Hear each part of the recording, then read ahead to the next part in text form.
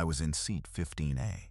I remember that specifically because I'd requested a window seat when I checked in, and the woman at the counter had smiled and said, "You're lucky, only a few left." I remember thinking that was a good sign. I don't think about luck the same way anymore. It was a red-eye out of Bangkok. The kind of flight that departs at 11:50 p.m. and arrives somewhere gray and cold at 5 a.m. And everyone on board has already accepted that they're going to feel terrible for the next 2 days. The cabin smelled like recycled air and someone's instant noodles from the terminal. Most people were already folding themselves into their seats with neck pillows and eye masks before we'd even pushed back from the gate. The man in 14B boarded just before I did. I noticed him the way you notice anyone who's moving slower than the line behind them. Not because he was strange, just because he was deliberate. He had a dark jacket, carry-on luggage, and the particular blank expressions of someone who has taken this flight many times before. He settled into 14B, middle seat, 1 row back and across the aisle from me, arranged his jacket over his lap and folded his hands. That was the last time I saw him move. I didn't register it immediately. Nobody does. On overnight flights, people sleep in ways that look wrong. Mouths open, heads listing at angles that would hurt if you were conscious, arms crossed over chests like something out of an old painting. Stillness is normal at 35,000 feet. Stillness is the whole point. I watched a film. Maybe 90 minutes in, I paused it to get up and use the lavatory.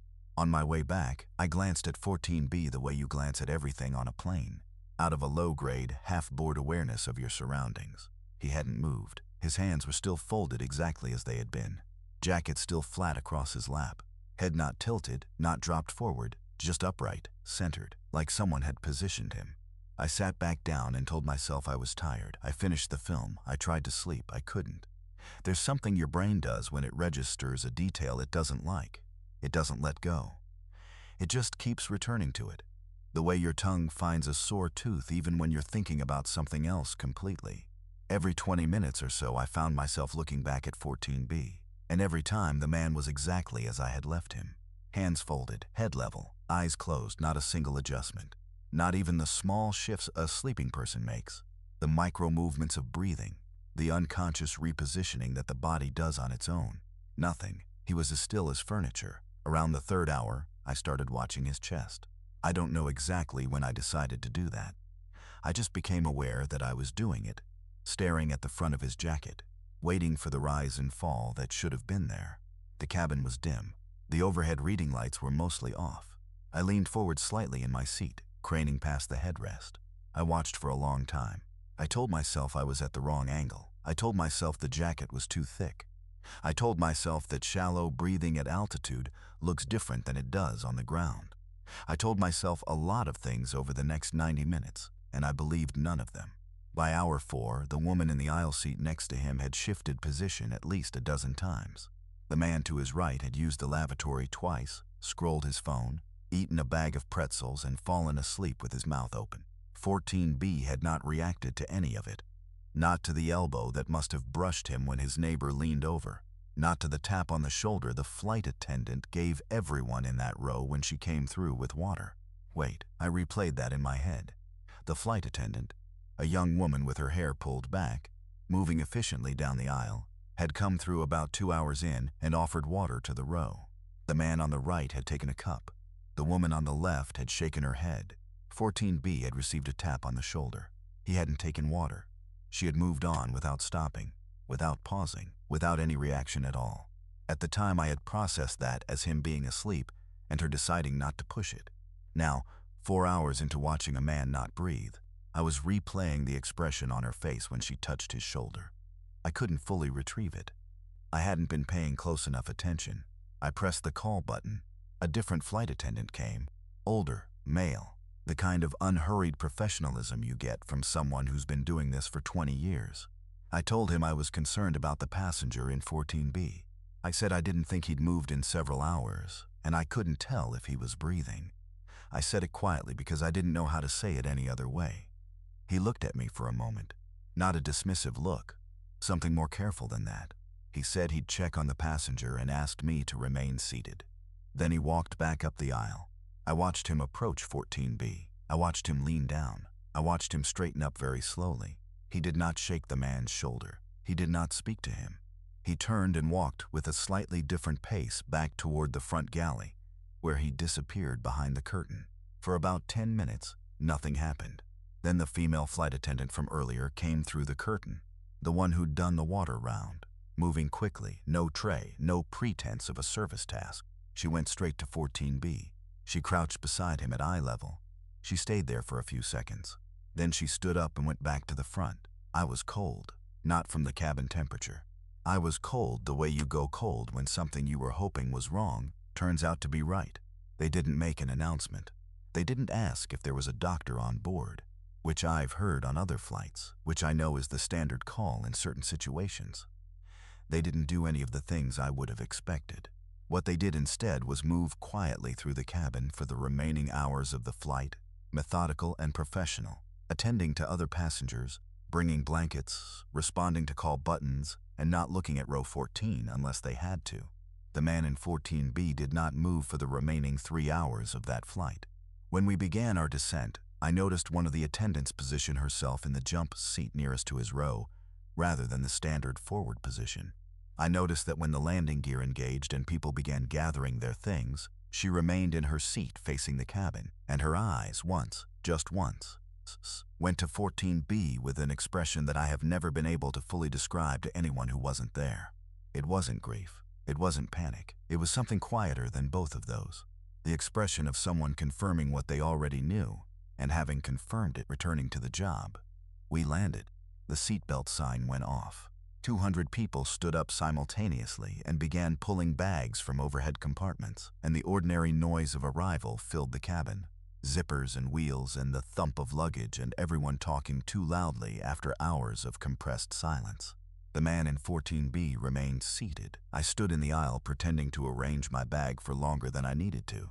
I watched 2 attendants and a third person I hadn't seen before. A man in a slightly different uniform, who had appeared from somewhere near the front, positioned themselves around row 14 with the patience of people who were waiting for the cabin to empty before doing what they needed to do. I was one of the last passengers off the plane. I don't know why I looked back. I was at the door, nearly in the jetway, and I turned around. The cabin was almost empty. The man in 14B was still in his seat, hands folded, jacket on his lap, exactly as he had been for the last 7.5 hours. The attendant nearest to him looked up and saw me standing there. She didn't say anything.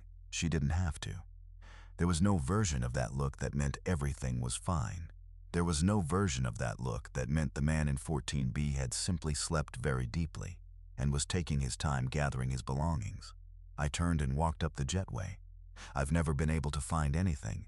No incident report, no airline statement, no mention anywhere of a passenger death on that route that night.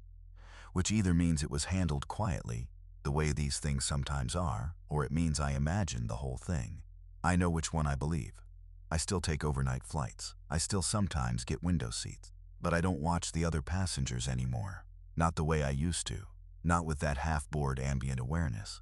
I keep my eyes forward now. Because once you've sat across the aisle from someone for 7 hours and slowly arrived at the conclusion that you've been alone with them the entire time, you don't go looking for things like that again. Some things you can't unknow once you've known them. That's the part nobody tells you about. The flight was completely normal. That's what makes it hard to explain to people. Nothing happened. Nothing dramatic, nothing loud, nothing you could point to. A man sat in 14B and didn't move. A flight attendant crouched beside him and stood back up. We landed and I got off the plane. That's the whole story. I just can't stop thinking about the way she looked at me at the door. Like she was sorry I'd noticed. Like she wished, for my sake, that I hadn't been paying attention. Nobody warned us before it happened. That's the first thing I want to say, because people always assume there was some kind of announcement. Something official and calm over the intercom. A flight attendant with a rehearsed voice explaining the situation in 3 languages. There wasn't. What happened was quieter than that, and because it was quiet, it took about 4 minutes before the entire cabin understood that something was very wrong. We were 6 hours into a flight from Sydney, headed northeast. The Pacific beneath us, which from cruising altitude looks like nothing. No texture, no movement, just a flat gray-blue idea of water stretching to every edge of every window on both sides of the plane. I had a window seat. I'd been watching it on and off for most of the flight, the way you do when there's nothing else to look at, and you've already exhausted your film options and your neck hurts too much to sleep. It was around 2 a.m. cabin time. Maybe 70% of the passengers were asleep. The flight attendant who came through first was a woman I'd seen several times during the flight. Efficient, quiet. The kind of presence you notice because she was good at not being noticed. She came from the forward galley and moved down the aisle without a cart, without any service pretext. She reached across the sleeping man in the aisle seat of my row, touched the window shade, and pulled it down herself. Then she moved to the next row and did the same thing. I watched her work her way down the cabin. No words.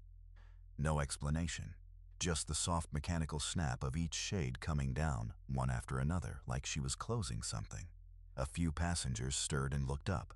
She smiled at each of them. The smile that means nothing except please don't ask, and kept moving.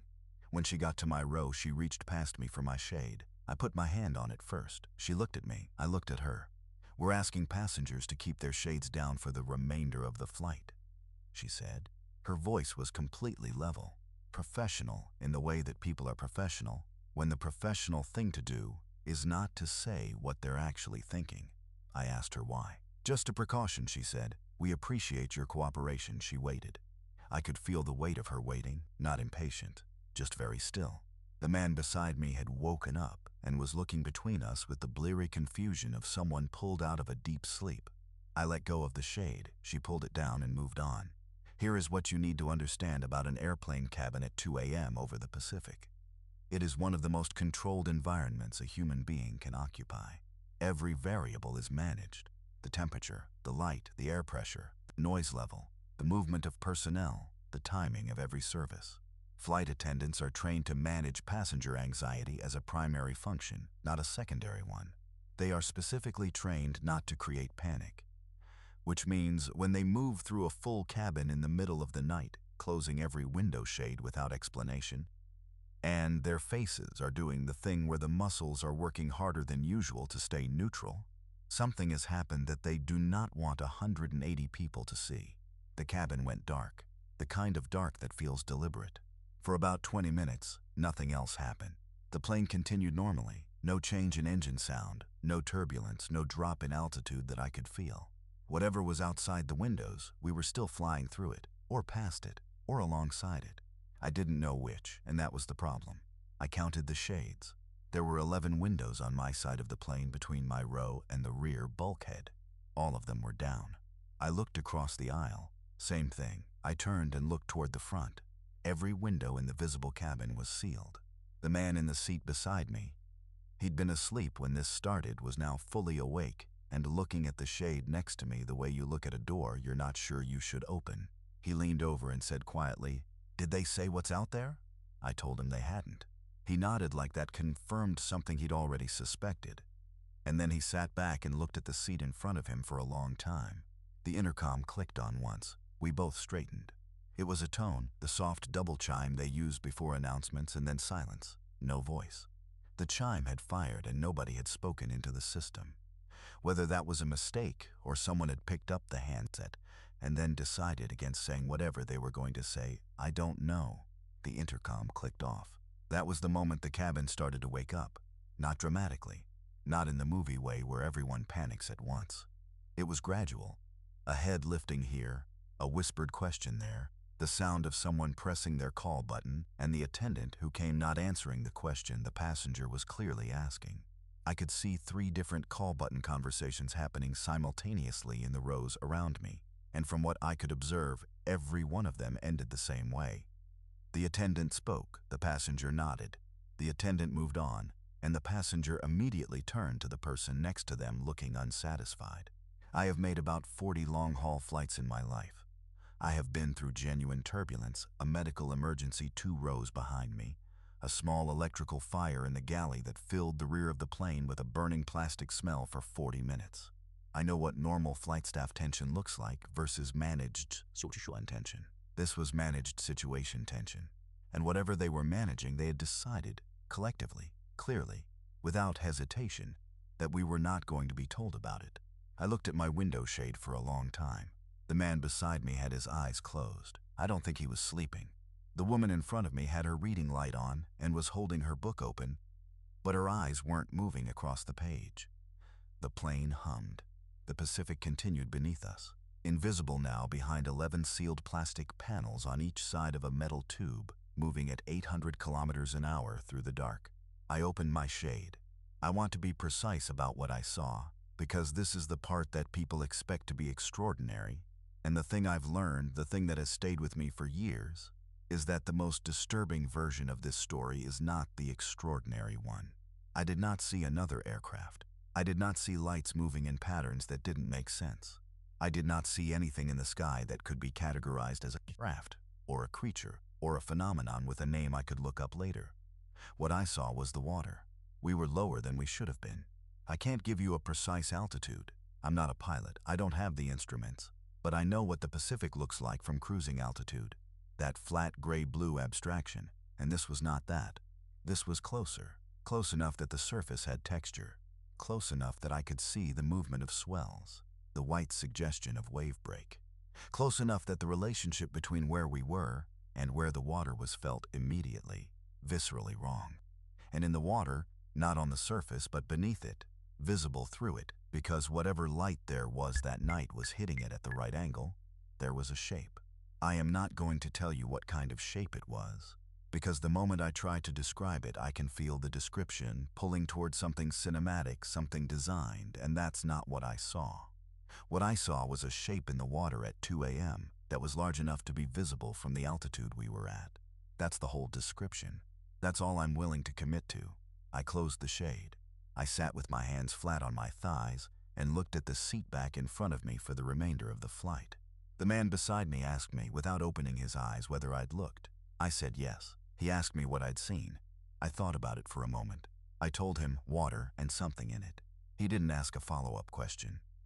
I think he understood that there wasn't going to be one answer that made the next 4 hours of sitting inside a metal tube over the Pacific feel better.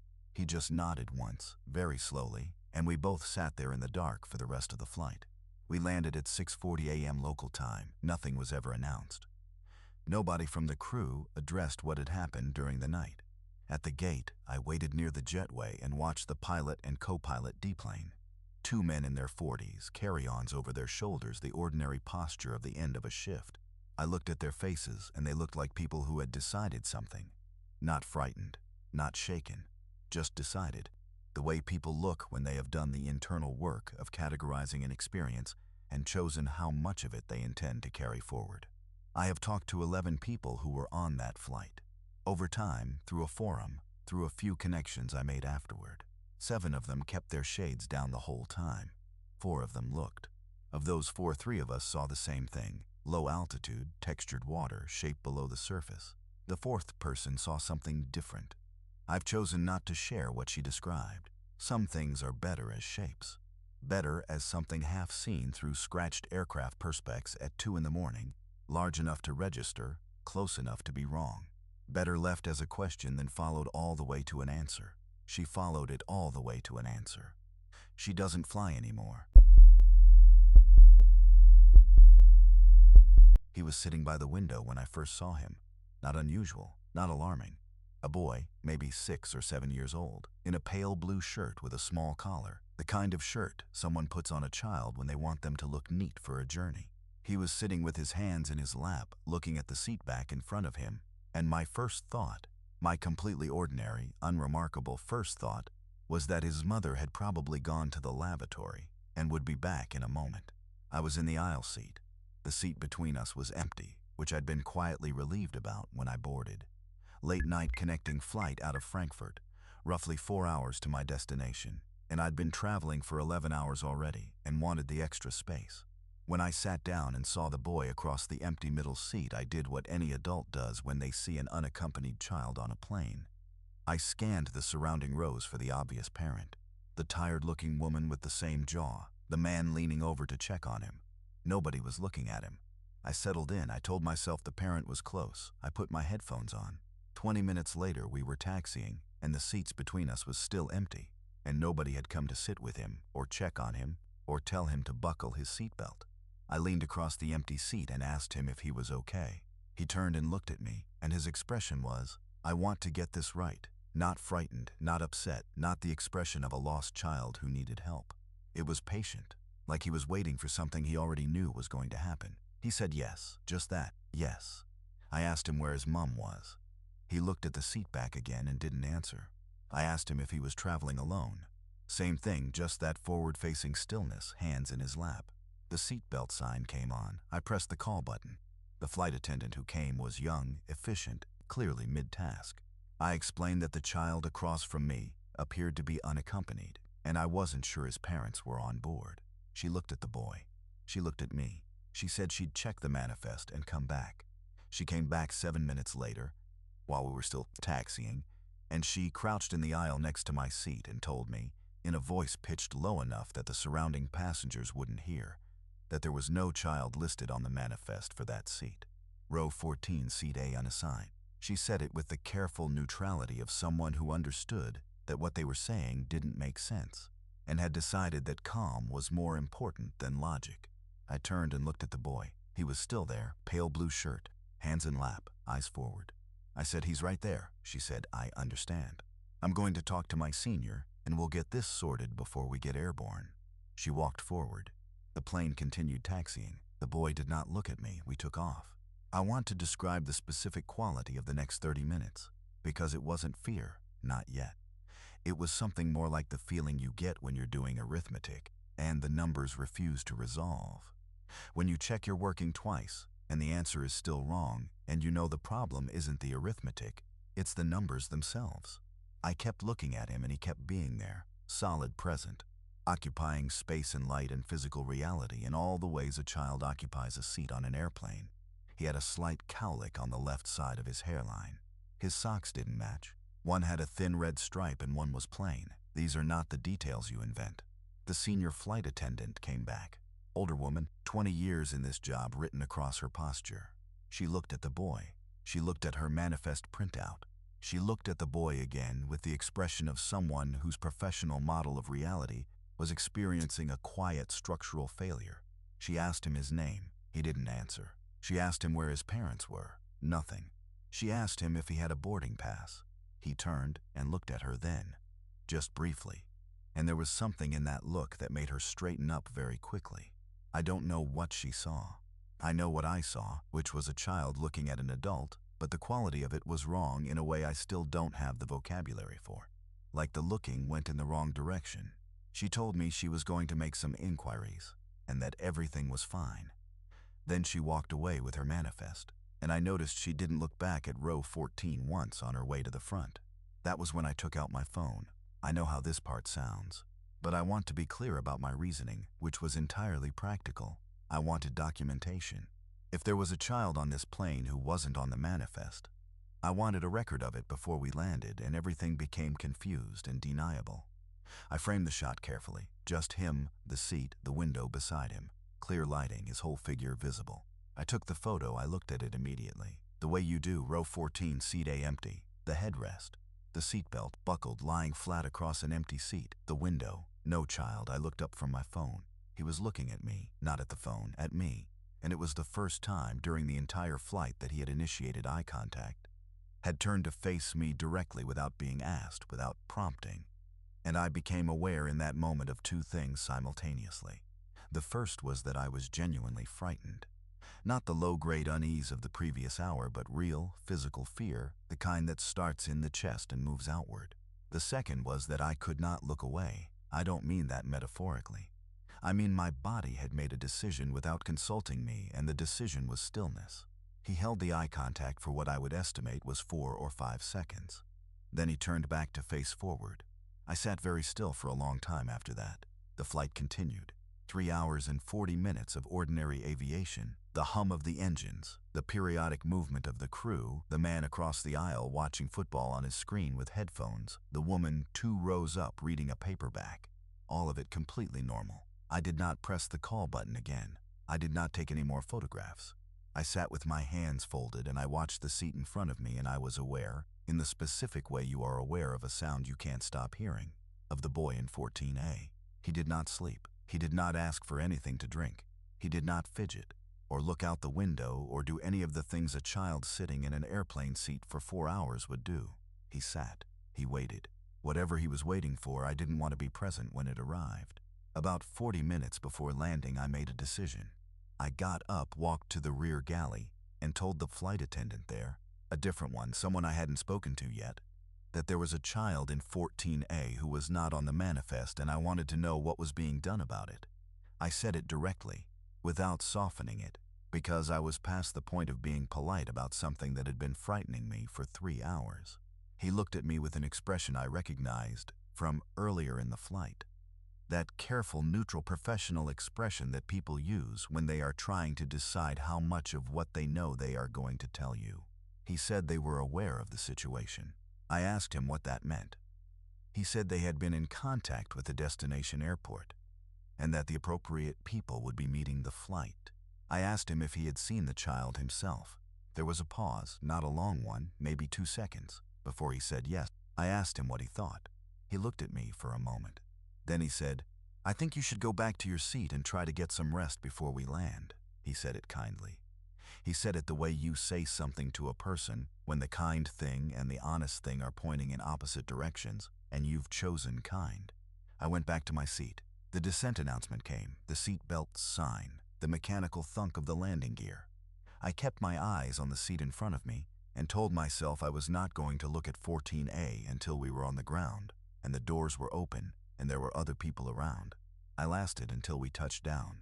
When the wheels hit the runway and the cabin noise changed and the brakes engaged and 200 people shifted forward lightly in their seats, I looked. He was still there, pale blue shirt, hands in lap. The plane rolled toward the gate. The seatbelt sign went off.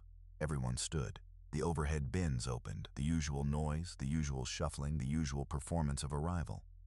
I stood with my bag and waited, and I watched 14A, and the people in the surrounding rows gathered their things and moved into the aisle without ever once making eye contact with the boy in the window seat, without adjusting their path to avoid him, without any of the small physical negotiations that happen when people are sharing space. As if he wasn't there, as if he had never been there.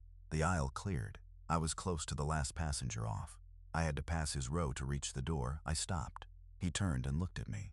And then, slowly, with the particular deliberateness of a child who has been taught that this is what you do when someone is leaving, he raised his right hand and waved. Small wave, neat, patient. I walked off that plane without looking back, and I stood in the jetway for a moment, breathing the stale air and telling myself it was fine, it was over, it was done. There were no authorities waiting at the gate.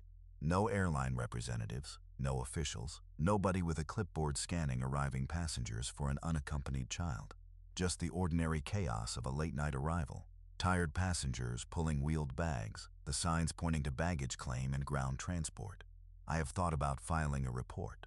I've thought about it many times. I've drafted it twice and deleted it both times because the report would require me to describe what I saw in the photograph, which was nothing, and then describe what I saw with my eyes, which was a boy in a pale blue shirt with mismatched socks waving goodbye. And I don't know how to write both of those things in the same document and have anyone believe either of them. I still have the photograph. I've opened it maybe 30 times since that night. It's always the same. Row 14, seat A. Empty seat, buckled belt, window. He was there. I know he was there. I just can't prove it to anyone who wasn't sitting in that aisle seat watching him not be there in a photograph, while being entirely, completely, undeniably there in a pale blue shirt 3 feet away from me for 4 hours. That's the part I keep returning to. Not what he was. Not where he came from or where he went or why no one had a name for him or a boarding pass or a reason. Just the photograph, the empty seat, and the way he waved like he'd been expecting to see me again and was glad that he had. The first thing they teach you in this job is that your nose lies to you. Not intentionally, not the way a person lies, but because aircraft cabins are chemically complicated environments, and your olfactory system was not designed to parse them accurately. You smell burning and it's the brakes. You smell something sweet and chemical and it's hydraulic fluid from a seal that needs replacing. You smell something organic and unpleasant and it's the lavatory overflow valve doing what overflow valves do when 160 people have been using the same 3 bathrooms for 4 hours. After enough flights, you stop trusting the first interpretation your brain offers, and you start waiting for more information before you decide what something means. I had been flying for 9 years when it happened. Domestic route, nothing remarkable. The kind of flight that barely registers as a flight. The kind where you know the gate numbers by memory, and you've had the same conversation with the same ground crew so many times that you've stopped needing to finish your sentences. Mid-morning departure, clear weather, full passenger load, which on this particular aircraft meant 144 people, arranged in 24 rows of seats above a cargo hold that I had no reason to think about. I noticed the smell somewhere over the middle of the country. We were at cruise altitude, maybe 2 hours in, and I was doing a standard mid-flight pass, collecting cups, checking on passengers who'd been quiet for a while, the routine loop that becomes so automatic after 9 years that your body does it while your mind is somewhere else entirely. I was near the rear of the cabin when it reached me, faint, below the threshold of something you'd stop and identify. Just a note in the background chemistry of the cabin air, there and then not there, the way smells move in recycled air systems. Present in one step, absent in the next, present again when you shift your weight. I finished my pass. I went back to the rear galley and stood there for a moment. It came again, stronger this time.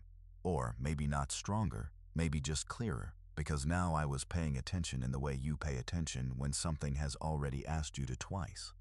I stood in the galley and I breathed slowly and I tried to do the thing you're trained to do, which is identify first and react second. Because reacting first is how you create problems that didn't exist before you walked into the situation. I went through the list. Lavatory, possible but wrong. The lavatory smell has a chemical undertone, something astringent beneath the organic because of the treatment fluid. This didn't have that. Galley waste, possible, but I'd emptied it an hour ago and it wasn't full enough to smell yet. Something in the passenger cabin, food, maybe, something someone had brought on board and opened, some particular combination of ingredients that was doing something strange in the recycled air. I walked the rear cabin again, slower this time, bent slightly to check the overhead panel. Opened the rear lavatory and checked inside. Nothing beyond ordinary. Checked the floor near the emergency exit. Nothing. The smell was not in the passenger cabin. It was coming from below. I want to be careful here about how I describe what happened next, because the honest account of it is not dramatic. There was no moment of revelation, no sudden certainty. What there was instead was a slow, reluctant process of elimination that kept arriving at the same answer regardless of how many times I tried to route around it. The way a mathematical proof keeps reaching the same conclusion no matter which direction you approach it from. I had smelled this before, not on a flight. Not in any context that belonged to this job or this aircraft or this decade of my working life. Earlier, from somewhere that lived in a different part of my memory, filed under a different category. A category I did not expect to find myself accessing at cruise altitude on a clear Tuesday morning above the middle of the country. I was 19 when I worked a summer at a hospital. Not medical, administrative, filing, the kind of work they give to people who need money and aren't squeamish. I was there for 4 months. 4 months is long enough to learn certain things that don't leave you, long enough to walk certain corridors often enough that they stop being remarkable. Long enough to learn what a particular part of a hospital smells like when you pass it. Not the antiseptic, not the cleaning fluid, but the thing underneath those things that the antiseptic and the cleaning fluid are specifically designed to address. I stood in the rear galley of that aircraft at cruise altitude and understood, with a clarity that I did not want and could not argue with, that I was smelling something I had not smelled since I was 19 years old in a corridor I had tried very hard to forget. The cargo hold was directly below me. I went to find the senior. She was in the forward galley doing inventory. I pulled her to the side and I told her quietly that I was smelling something unusual coming from the area of the rear hold, and I needed her to tell me if she could smell it too. I framed it as a question because I needed to hear that I was wrong. I needed her to look at me with the expression that says, "You're tired. You've been flying too many hours this week. Go drink some water." She followed me to the rear of the cabin.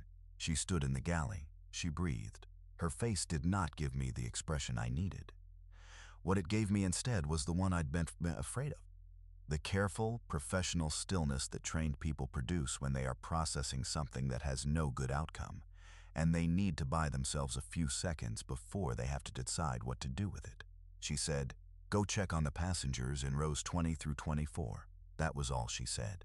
She was already moving toward the forward galley with her hand reaching for the handset before she'd finished the sentence. I went to check on rows 20 through 24. I did not hear what she said to the captain. I was in the rear cabin, handing a passenger a fresh cup of water, talking about nothing, doing the thing you do when the job requires you to be in two places simultaneously, present for the passengers in front of you and completely elsewhere in your head. The man I was talking to was telling me about his daughter's graduation. I asked what she was studying. I have no memory of what he said. The captain came on the intercom 12 minutes later, smooth, neutral, the voice of institutional calm. He said we would be making an unscheduled stop due to a minor technical matter that required ground inspection, and that we appreciated the passengers' patience, and that the airline would be providing meal vouchers for any delay. He said it the way they say things when the thing they are saying is accurate in every individual word and deeply misleading as a complete sentence. We diverted. I am not going to tell you which airport, because that detail belongs to the people who were on that flight, and to other people whose connection to this story I am not in a position to describe without their permission. What I will tell you is that when we landed and the aircraft was met on the tarmac, not at a gate, on the tarmac, which is the version of landing that means something is being kept away from the terminal and the people in it, there were vehicles waiting that were not airline vehicles. We were asked to deplane the passengers using the forward door only. I was positioned at the rear. I could not see what happened with the cargo hold from where I was standing. I was doing my job, which was to stand at the rear door that was not being used and make sure it stayed closed. And I did that job. And I listened to the sounds of the aircraft around me, and I did not look at the floor. The airline sent us to a hotel that night. There was a debrief, not an aggressive one, not the kind you see in films with bright lights and hard questions. Just a representative from Tnawampani in a room with 4 of us, asking us to walk through the afternoon in order, taking notes, nodding, and declining to answer any question we asked in return. I asked what had been in the hold. The representative looked at his notes. He said the matter was being handled by the relevant authorities, and that we would be contacted if our further cooperation was required. I asked again. He said the same thing in a different order. I have been asked in the years since whether I found out, whether someone eventually told me, or whether I found something in a report or a news item or a legal filing that confirmed what I already knew from the smell and from the faces of the people on that tarmac and from the specific category of vehicle that was waiting when we landed. Here is my answer, and it is the honest one. I didn't need to find out. I knew in the galley. I knew the way you know things that your body recognized before your mind caught up. The way a smell can reach back 20 years and pull out a piece of information you didn't know you'd retained. The knowledge was already complete by the time we diverted. Everything that came after was just the formal version of something I'd already finished understanding. What I think about now, years later, is not the hold or the smell or the vehicles on the tarmac. What I think about is the passengers in rows 20 through 24. The man telling me about his daughter's graduation. Whether he noticed anything. Whether the smell had reached the rear seats by then, faint and uninvited. And whether his brain, like mine, had started the slow, reluctant process of telling him something he didn't want to know. I hope it hadn't. Some knowledge is not useful. Some things your nose tells you, you're better off not hearing. I still fly. Different routes now. I asked for a transfer about 3 months after it happened, and I got one without any pushback from the company, which told me something in itself. New aircraft, new crew, new gate numbers to memorize. But I still stand in the galley sometimes, mid-flight, and breathe slowly, and wait. Not because I expect to smell it again, just because I've learned that I'm the kind of person who needs to know, even when knowing doesn't help. Even when the knowing is just a smell in a galley above a hold, above a country you're passing over at 500 miles an hour, with 144 people who came to the airport this morning thinking about nothing more than getting where they were going. The smell found me once.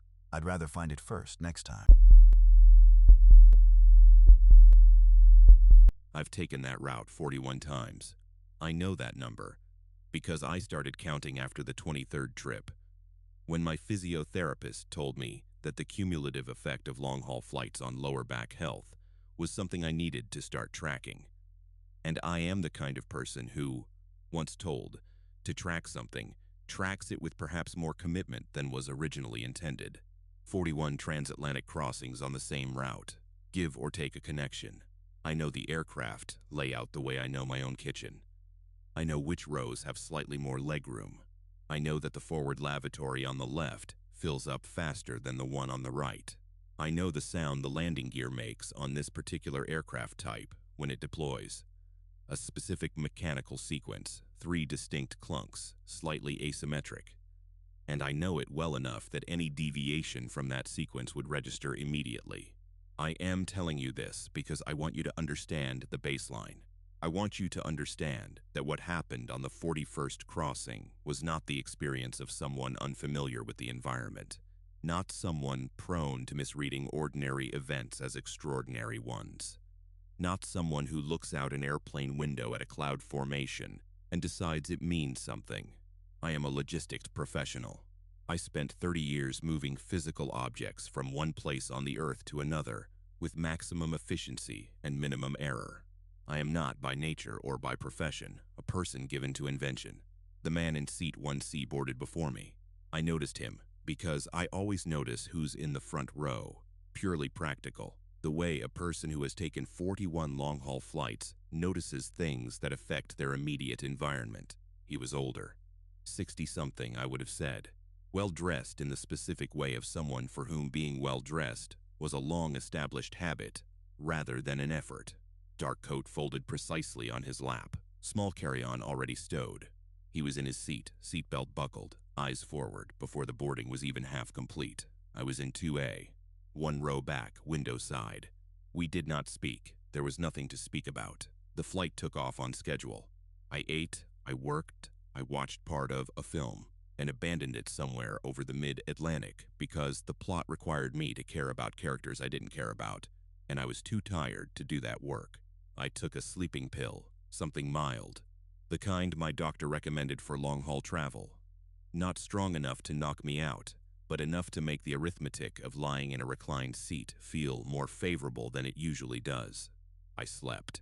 This is the part I need to be precise about, because it matters. I sleep lightly on planes, always have. The sleeping pill takes the edge off the discomfort, but it does not produce deep sleep.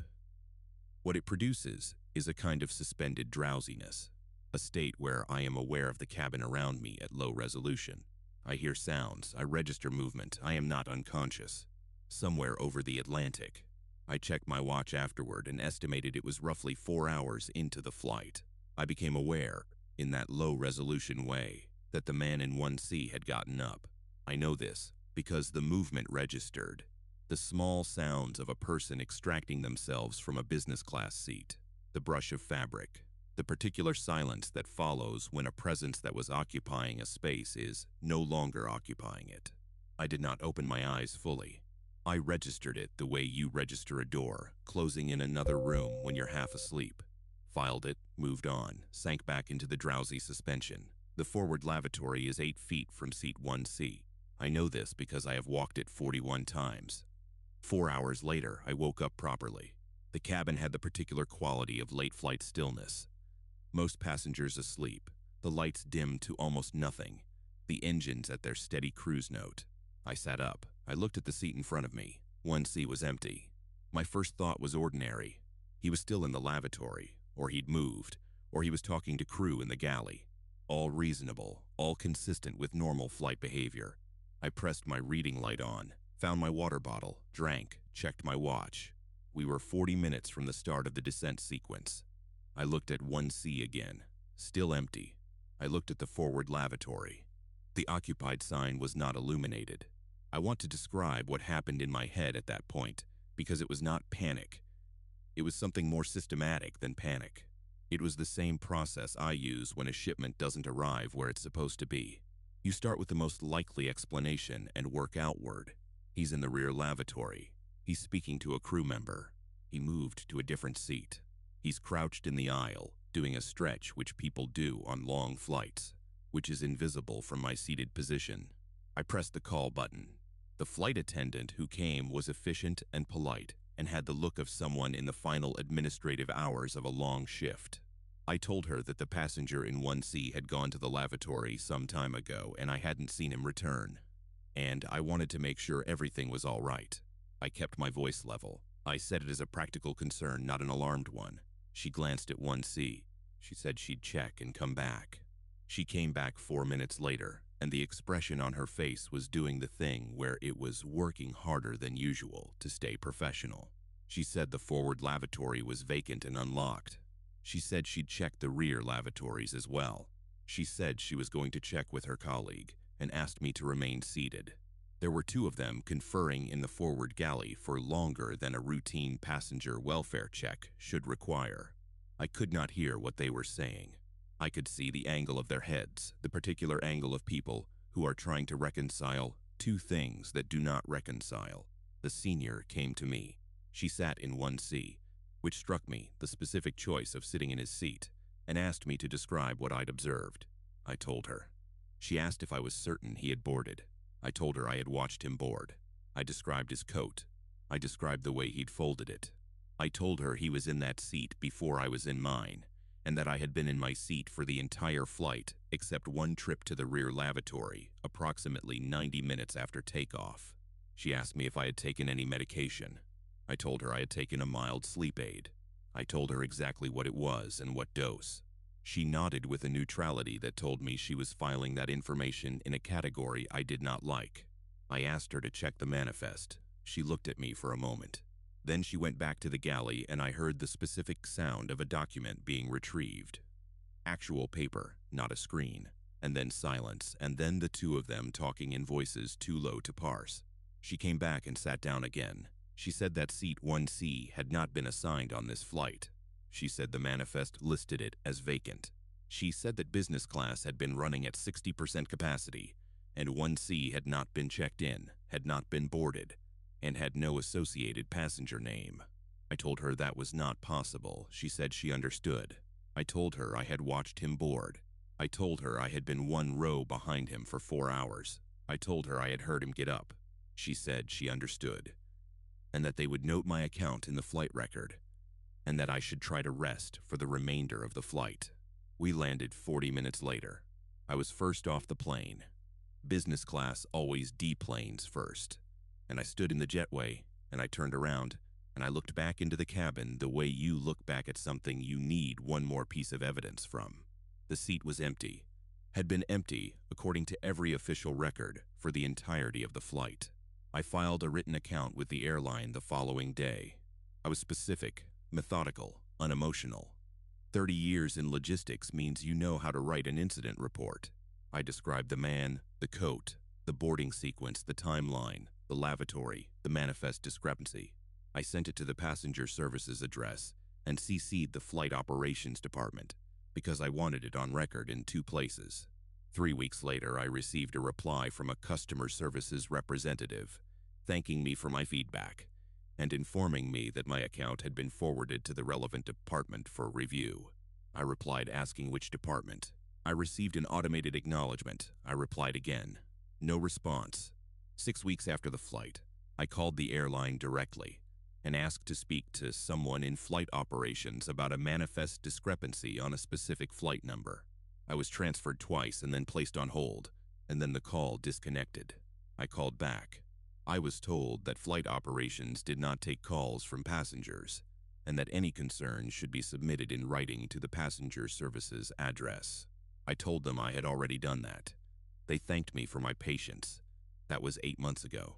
I have taken 2 flights since then, both short haul, both for circumstances I could not avoid. On both occasions, I arrived at the gate early enough to watch every passenger board. I stood near the front of the queue, and I watched every face, and I counted every person. I don't know what I'm looking for. I don't know what I would do if I found it. But I have spent 30 years in a profession where something being in a place it shouldn't be, or not being in a place it should, means that somewhere in the chain, something has failed. A process has broken down. A record is wrong. A human being made an error, or a system produced an impossibility. In 30 years, I have always found the source of the discrepancy. Seat 1C is the only one I haven't been able to close. I've been offered explanations. Human error in the manifest. A gate agent who boarded a passenger without scanning properly. A glitch in the seating system. The sleep aid creating a false memory vivid enough to survive waking. I've considered every one of them. None of them account for the coat. The specific way he folded it. Dark fabric over his knees, precise and habitual. The sound of him getting up. The exact acoustic signature of a person leaving a seat that I know better than I know most things in my life. You don't hallucinate that level of texture. You don't manufacture it from a half dose of a mild sleep aid and a long afternoon. He was in 1C. I don't know where he went. I don't know where he came from. And somewhere in an airline's filing system, there is a written account that says he was never there at all, sitting in a folder marked relevant department in a review that has apparently been ongoing for 8 months and will, I suspect, be ongoing for considerably longer than that. The manifest says 1C was empty. I watched him fold his coat. One of those things is a record. The other one is true. We were 40 minutes from boarding when she found me. Not found me the way you find someone you know. Found me the way a person finds a specific stranger in a crowded place, which requires either a description from someone else or a photograph. And I had given this woman neither of those things because I had never seen her before in my life. Lagos Murtala Muhammad Airport, the International Departures Hall. I was sitting in one of the plastic chairs near gate C7, shoes off, laptop open, doing the thing I always do in airports, which is work until the last possible moment, because the alternative is sitting with my thoughts, and my thoughts in airports have never been particularly good company. The hall was loud in the specific way of Lagos departures, full and warm and busy with the particular energy of people who treat air travel as a social occasion rather than a logistical one, which I have always found either charming or exhausting depending on my sleep levels, and that evening I was running on 4 hours. She stopped in front of me. Mid-40s, I would have said. Airline uniform. Not the carrier I was flying, a different one, the kind of uniform you stop noticing after enough time in airports because airline staff are part of the furniture of these places. Lanyard, clipboard, the brisk navigational energy of someone with a task and a timeline. She looked at me and said my seat number, not my name, my seat number, 21C. I looked up from my laptop. She said they were offering complimentary upgrades to a small number of economy passengers this evening, and I had been selected. She said it quickly, professionally, the way people say things they have said many times. She asked if I would like to move to business class for the flight. I asked her why me. She said it was a capacity management decision and that she'd need my answer promptly as boarding would begin shortly. I said yes. Obviously, I said yes. You don't turn down a business class upgrade on a Lagos to London flight because you're suspicious of the process. You say yes and you close your laptop and you follow the woman in the uniform to the desk where they reissue your boarding pass, and that is exactly what I did. She handed me the new pass, seat 4A, window business class. I thanked her. She was already moving away before I'd finished the sentence, that brisk navigational walk, disappearing into the crowd of the departures hall the way people disappear in airports. One moment present, next moment absorbed by the general movement of the place. The flight was 11 hours. Business class on that route is the version with the seats that fold flat, which I had experienced exactly once before on a company-funded trip that I still considered one of the better decisions my employer had ever made on my behalf. I slept for 6 of the 11 hours, which for me on a long-haul flight is extraordinary. I ate actual food off an actual plate. I arrived at Heathrow feeling, by the standards of intercontinental travel, like a human being. I cleared customs. I took the train into the city. I had a meeting at 11, which I made with 30 minutes to spare, and then another at 2. And by the time I got back to my flat that evening, I had been awake for 22 hours and I went to bed without reading, without checking my phone, without doing any of the winding down rituals I normally observe. I read the news 2 days later. I want to be specific about the timeline because it matters. 2 days. Not the next morning, not that evening.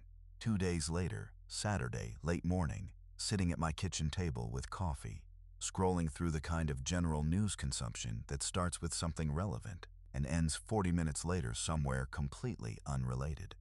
I found it in a brief item on an aviation news site I follow, the kind of site that covers incidents and technical events, that tracks the things that don't make the general press unless they're catastrophic enough. The item was short.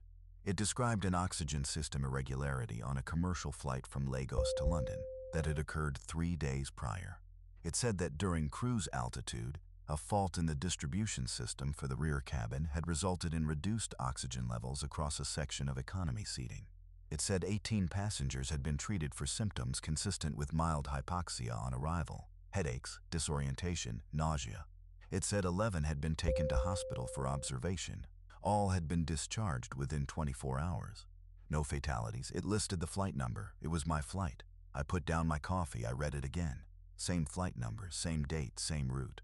I checked my boarding pass. I still had it. The original economy one with 21C printed on it, because I keep travel documents for expense purposes for 60 days after any trip. I looked at the seat numbers listed in the item for the affected area, rows 18 through 24. I had been in 21C. I sat at my kitchen table for a long time without moving. The thing about a fact like that, the thing about reading a number that corresponds exactly to where you would have been sitting, is that it doesn't hit you all at once. It comes in stages. The first stage is the arithmetic, which is just mechanical. 21C is between rows 18 and 24, yes.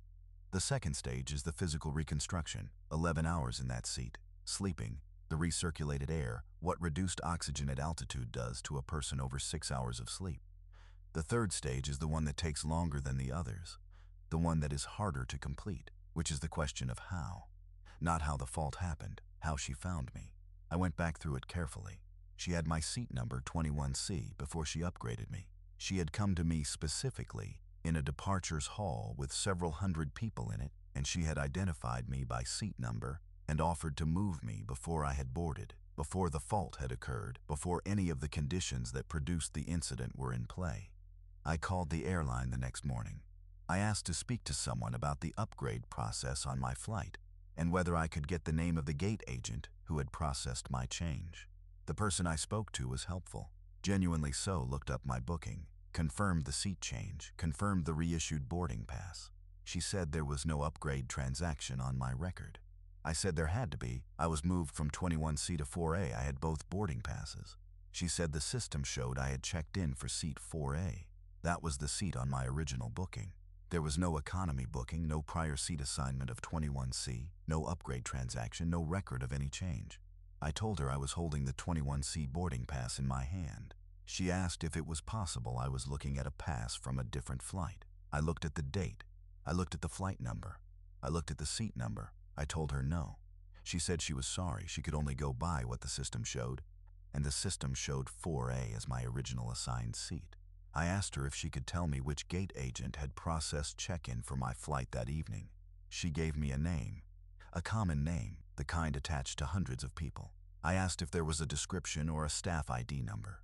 She said she wasn't able to provide that level of detail to passengers and suggested I submit a formal inquiry through the website if I needed further information. I submitted a formal inquiry. The response came 2 weeks later. It said they had reviewed my booking and confirmed that my seat assignment of 4A was original and unchanged and that no upgrade transaction existed on my record. It said if I had any further concerns about my booking, I was welcome to contact customer services. I have the boarding passes, both of them. 21C with my name on it, the airline's logo at the top, the date, the flight number. And 4A, same details, the business class indicator in the top right corner, 2 boarding passes, one of which, according to the airline, does not and has never existed. I have thought about this with the same methodical attention I bring to every problem that doesn't resolve the way it should. I have considered every ordinary explanation, a system glitch, a check-in error, a boarding pass that printed incorrectly and was never logged, a gate agent who processed the change manually and forgot to enter it. Every one of those explanations accounts for the boarding pass anomaly.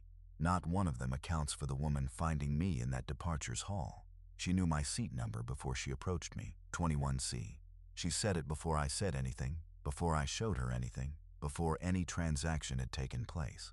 She had, somehow, a piece of information that required either access to the reservation system or foreknowledge of something she should have had no way of knowing.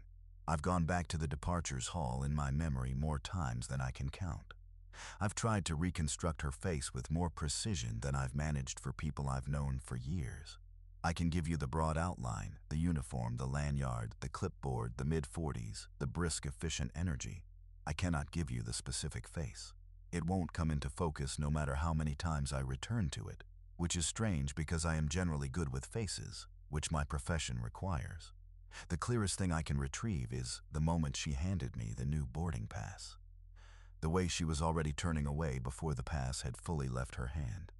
The complete absence of any need for acknowledgement, as if the transaction was not a favor being done but a task being completed, as if she had come to that departures hall with one specific thing to accomplish, and once it was accomplished, there was nothing left to stay for.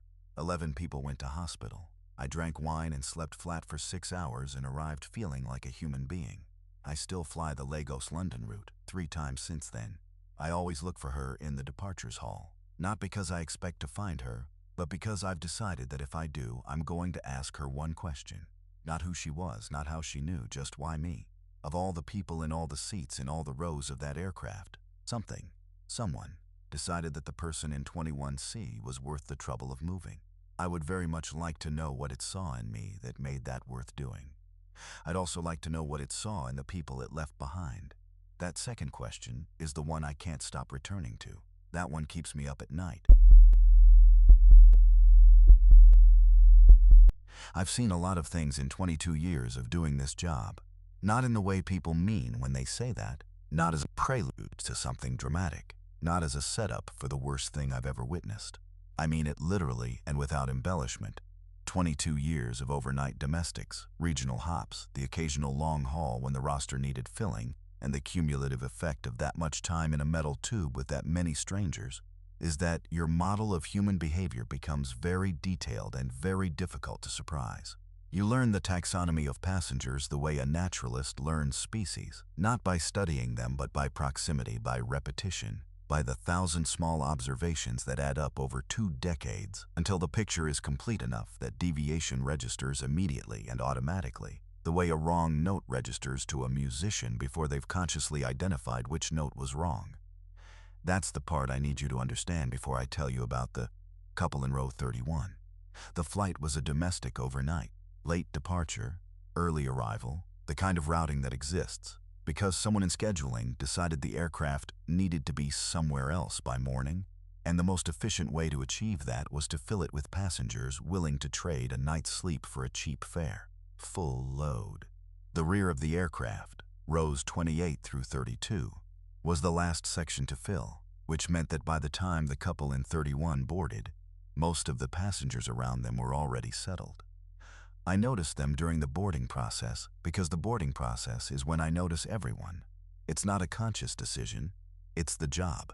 The same way a security guard at a door notices everyone who walks through it, not because any individual person is suspicious, but because noticing is the baseline function. They were the last 2 passengers to board before the doors closed. They came down the aisle together, single file because the aisle requires it, and they found their row and they sat down. Nothing about this was unusual. She took the window, he took the middle. The aisle seat in 31 remained empty, which on a full flight meant someone hadn't shown up, which happens on every other flight I work. They didn't speak to each other during boarding. They didn't consult each other about the overhead bin or the seatbelt or any of the small logistical negotiations that people in adjacent seats conduct as a matter of course. They just sat down and faced forward. I noted it the way I note anything mildly atypical, filed it, moved on, got on with the pre-departure checks. We took off. I did the first service. When I reached row 31, I asked the standard questions, something to drink, the snack options, the efficiency of a script I have delivered several thousand times. And this is where I want to be careful, because this is where ordinary notation becomes something else. They both ordered water. Identical order, no consultation, no looking at each other first, no the same for me. Just 2 separate people giving the same answer in the same flat, even tone, which is not unusual. Water is the most common order. People order water all the time without coordinating it. I poured 2 cups and moved on. An hour into the flight, I did a welfare pass. The check you do not for service purposes, but simply to make sure everyone in the cabin is okay. The sweep that is mostly unnecessary and occasionally very necessary, and the reason you do it is because you can't know in advance which kind it is tonight. I moved from front to rear, and when I reached row 31, I slowed without intending to. They were in the same position they had been in at takeoff. Both of them, upright, facing forward, hands in their laps, the specific quality of stillness that I want to try to describe accurately. It was not the stillness of sleep. Sleep has a physical signature, a looseness, a quality of the body surrendering its postural tension. This was different. This was the stillness of attention, the stillness of people who were very precisely located in the present moment. I kept moving. 2 hours in, I went back. Same position. Untouched water cups in the seat back pockets.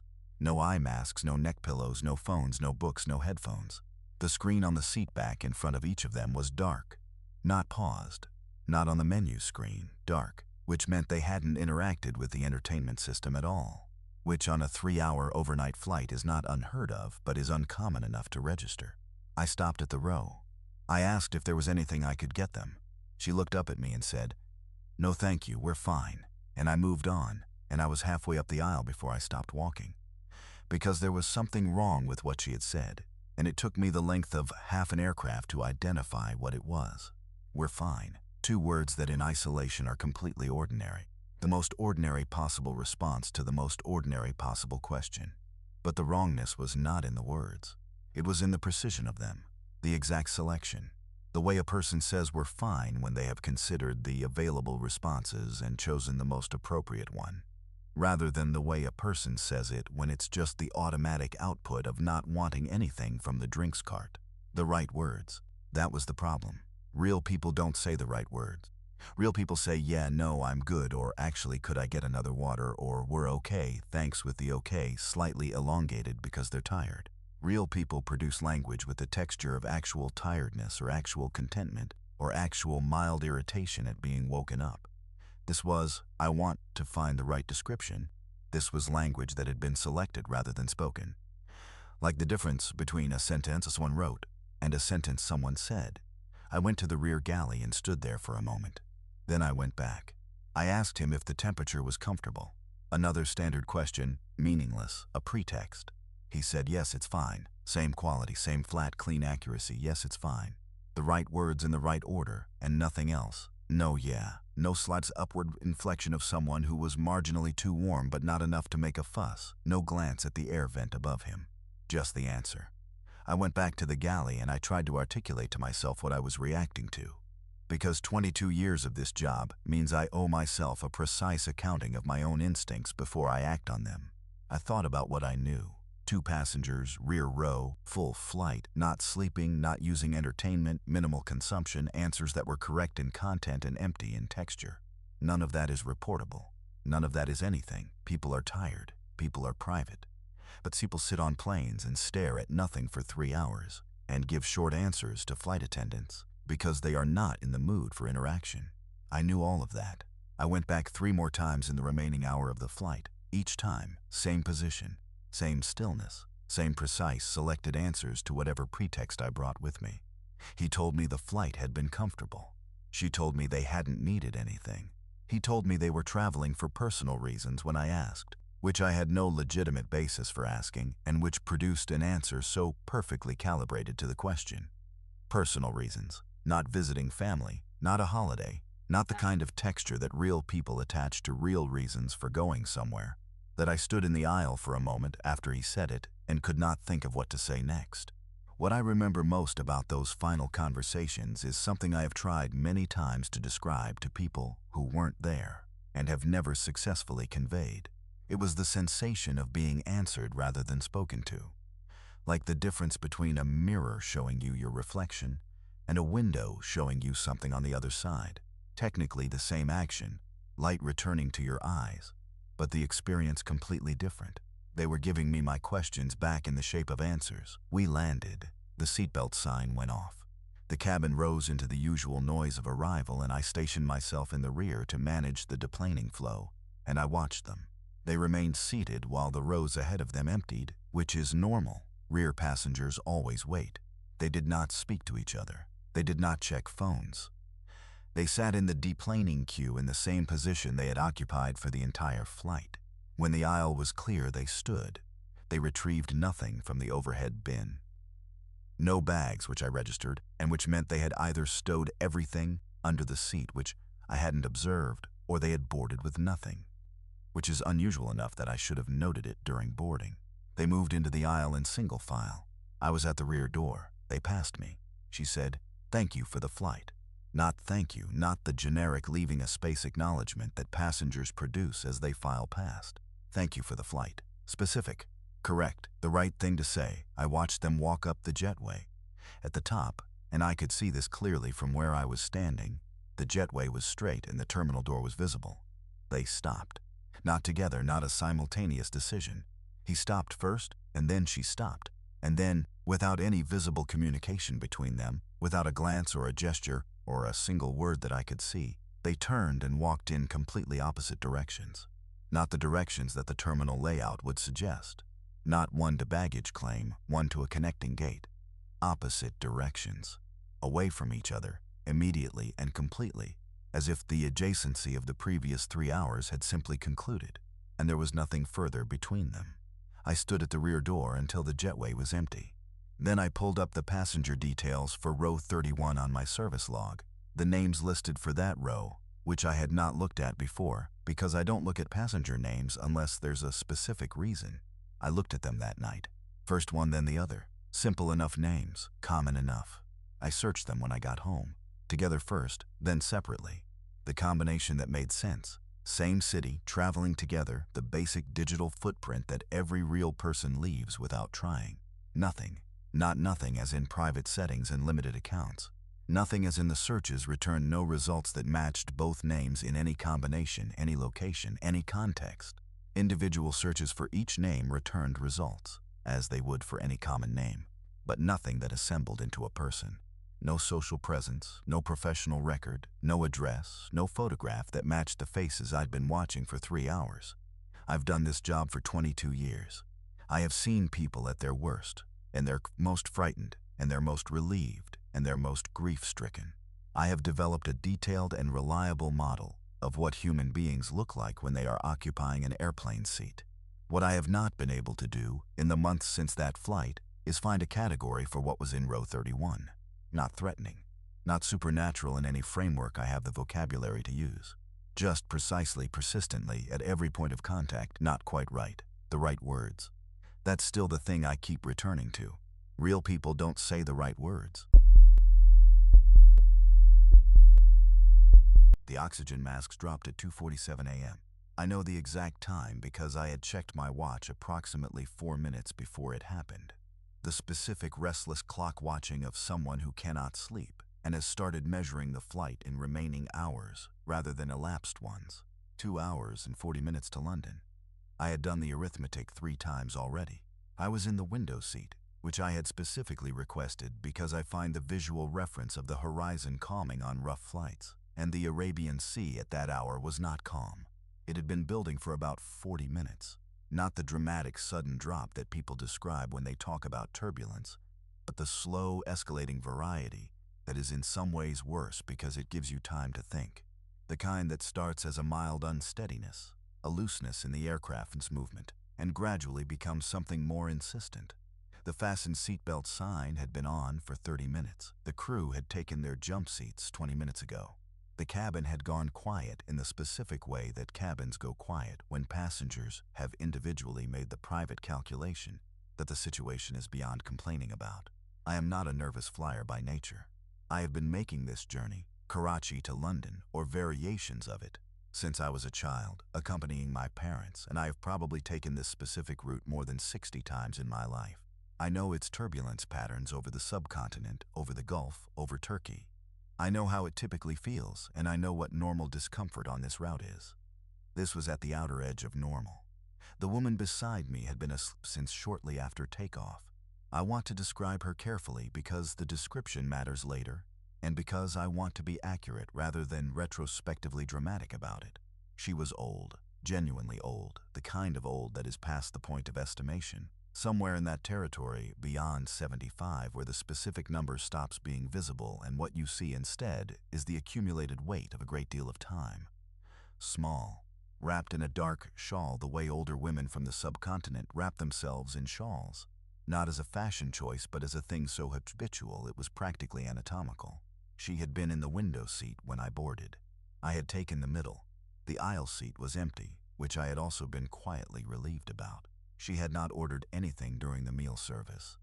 She had not used the entertainment system. She had not, as far as I observed, adjusted her position once since takeoff. Just the shawl and the closed eyes and the complete stillness of very deep sleep or very deep age, or possibly both. The drop happened at 2:47, not a gradual worsening, a drop. The kind that removes the floor from under the aircraft for approximately 2 seconds, long enough for every loose object in the cabin to lift slightly, and for the stomach to complete a full renegotiation of its relationship with gravity, followed immediately by a sharp upward correction that pressed everyone back into their seats, harder than comfortable. Then another drop, shallower, and then a lateral movement that is difficult to describe to someone who hasn't felt it. A skewing, a sideways wrongness, like the aircraft briefly forgot which direction was forward. The oxygen masks deployed. The noise that a cabin makes when oxygen masks drop is not the noise you expect if your only reference point is the safety demonstration. The safety demonstration is conducted in a calm aircraft at a gate, with 200 people watching a flight attendant loop a yellow cup over her head at a leisurely pace. The reality is a sudden mechanical release from above, a cascade of yellow plastic swinging on their tubes throughout the entire cabin simultaneously. And the sound of those 200 people encountering this for the first time is not a sound you forget. Screaming is the wrong word, though screaming was part of it. It was more total than screaming. It was the sound of a confined space full of people who had, in the space of 2 seconds, revised their assessment of their immediate future. I grabbed my mask. I pressed it to my face. My hands were not steady, and I am not going to pretend they were. In the seat beside me, the woman in the shawl opened her eyes, not startled, not the disoriented scramble of someone woken suddenly from deep sleep by noise and violent movement and dropping oxygen. Just open, as if she had been waiting behind the closed eyes rather than sleeping, and the moment had arrived that she had been waiting for. She did not reach for her mask. She looked at the seat back in front of her for a moment. Then she folded her hands in her lap, slowly, deliberately, the way someone folds their hands when they are about to do something they have done many times and know how to do well. She straightened slightly in her seat, and she began to pray. I cannot tell you what language it was. I have some Urdu, some Arabic from school, enough of both to recognize their sound, and this was neither of those, or it was something adjacent to both, something that shared certain consonants and certain rhythms, but was not identifiable as either. It was quiet, not the urgent, rushing prayer of panic, not loud enough to be heard beyond the immediate vicinity of our seats. Just a steady, low, precise murmur that had the quality of something practiced over an enormous length of time. The cabin was still in chaos around us. The man 3 rows forward was hyperventilating around his mask. A child somewhere at the rear was producing the specific sustained note of genuine terror. The aircraft was still moving badly. Another lateral shudder, another drop, shorter this time, and then a long rolling movement like the plane was finding its way through something physical, rather than passing through air. She prayed, eyes forward, hands folded, steady. I watched her because I could not look at anything else. My mask was on my face, and the oxygen was doing what oxygen does, and I was breathing, and I was watching this woman pray in a language I couldn't identify, while the aircraft around us continued its violent negotiation with the atmosphere, and the people in it continued to produce the sounds of people who believed they were about to die. I cannot tell you exactly when I noticed. That's the honest account of it. Not a dramatic moment of realization, not a single syllable on which everything changed. Just a gradual awareness, arriving over perhaps 30 seconds, that the movement of the aircraft was different, that the lurching had become less lurching, that the lateral wrongness had resolved, that the rolling had steadied, that the drops, when they came, were shorter and shallower, and then shorter still, and then not coming at all. The aircraft leveled, not gradually, the way turbulence usually fades, dissipating over several minutes as the aircraft moves through or past the atmospheric condition causing it. This was faster than that. This was the difference between a sound fading and a sound stopping. She finished the prayer. I know she finished it, not because she announced it, not because her posture changed dramatically, but because there was a quality of completion to the silence that followed, The way the silence after a piece of music is different from the silence before it. She unfolded her hands. She adjusted the shawl slightly. She closed her eyes. The fastened seatbelt sign remained on. The cabin was quieter now. The hyperventilating man had regulated. The child had come down from full terror to intermittent crying. The aircraft hummed at cruise, steady and level, the engines at their normal note. Outside the window, the Arabian Sea was dark and without feature, the same as it had been for hours. I sat with my mask half off my face and looked at the woman beside me. Her eyes were closed. Her hands were in her lap. The shawl was around her shoulders. Breathing. She was breathing. I checked, because by that point in the evening checking had become a reflex. The slow, deep rhythm of genuine sleep. I did not sleep for the remainder of the flight. We landed at Heathrow at 5:20 a.m. The light over London was the particular gray-white of very early morning in November, flat and without warmth. The seatbelt sign went off, and the cabin stood up and reached for overhead bins, and produced the sounds of people who had arrived somewhere and were ready to be elsewhere. I looked at the seat beside me. The shawl was folded on the seat, neat, placed, not left. The specific quality of something deliberately arranged rather than abandoned. The seat was empty. The seatbelt was unbuckled and flat. I had not seen her get up. I turned and looked toward the rear of the aircraft. I looked toward the front. I looked at the deplaning passengers filing past. I stood in my row for long enough that the passengers behind me had to ask me to move, and I moved. And I walked up the aisle and I looked at every face. And I asked the flight attendant at the door whether she had seen an elderly woman, small, dark shawl. And she looked at me with the polite concern of someone who has just completed a very difficult flight and does not have the resources for additional complications. And she said she hadn't, but that deplaning was very busy and she might have missed her. I spoke to 3 more crew members in the jetway. Same answer from each, polite, genuine, unhelpful. At baggage claim, I found the flight attendant who had been working the rear cabin. I described the woman precisely, the shawl, the approximate age, the seat number. He looked at me for a moment, and then he looked at something just past me, the way people look when they are deciding how to phrase something. He said that seat had been empty when he did his final cabin check after deplaning. I asked him if he meant she had already left before the check. He said he meant the seat had looked like it hadn't been occupied for the flight. No impression in the cushion, he said. He mentioned it because he'd thought it was odd, given that the manifest listed it as assigned. He said he'd assumed it was a no-show. I stood in the baggage hall at Heathrow at 5:40 in the morning, and I listened to the carousel moving, and I thought about the turbulence and the folded shawl and the language I didn't recognize and the 30 seconds over the Arabian Sea, during which the aircraft had gone from the worst flight of my life to a normal level flight between one breath and the next. I am not a superstitious person. I want to be clear about that, because everything I've just told you sounds like the account of a superstitious person, and I need you to understand the distance I am working against in telling it.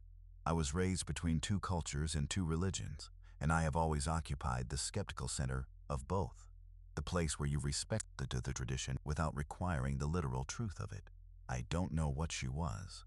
I don't know if what she did caused what happened, or if the turbulence ended when it ended, and the timing was a coincidence so precise it has quietly rearranged something in how I understand the world. I know the shawl was folded on the seat when I stood up. I know that folding takes intention. I know that the seat showed no sign of having held a person for 5 hours. I know that somewhere over the Arabian Sea at 2:47 in the morning, in the middle of the worst turbulence I have ever experienced, an old woman opened her eyes, folded her hands, and said something I couldn't understand, and then the sky went still. I've told this story 4 times. 3 of the 4 people I told it to offered me an explanation within the first 2 minutes of hearing it. Mass hysteria, oxygen deprivation, the unreliability of memory under acute stress. The 4th person listened to the whole thing without interrupting. When I finished, they were quiet for a moment. Then they asked me what shawl felt like when I touched it. I told them I hadn't touched it. They nodded like that confirmed something. I've thought about that a lot, the fact that I didn't touch it, that I stood in that row looking at a folded shawl on an empty seat, and I collected my bag and I walked off the plane and I left it there. I don't know why I didn't pick it up. I think some part of me understood, in a way I couldn't have articulated standing in that aisle at 5:15 in the morning, that it wasn't mine to take.